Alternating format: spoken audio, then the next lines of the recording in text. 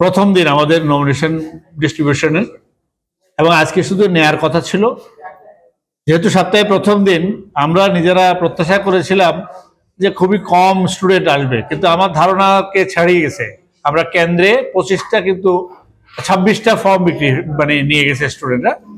হলে একটু কম হয়েছে, মেয়েদের হলে একটা ফর্ম আর ছেলেদের হলে একটা ফর্ম গেছে। তো এটাতে আমরা খুবই আশাবাদী। আমার ধারণা কাল পরশু দিনের মধ্যে আমাদের যথেষ্ট ফর্ম ডিস্ট্রিবিউট হবে এবং শিক্ষার্থীদের মধ্যে যথেষ্ট উদ্দীপনা আমি দেখলাম। এছাড়াও আমরাও একটু আজকে একটু ছিল, অন্য একটা মিটিংও আমাদের ছিল।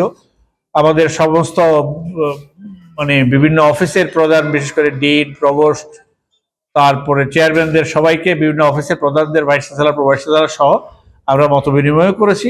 সেই কারণে আজকে আমাদের যেই দিনটা দুর্দান্ত কেটেছে। আমাদের মনে হয় যেন ইনশাল্লাহ খুব ভালো একটা নির্বাচনের আমেজ তৈরি হয়েছে।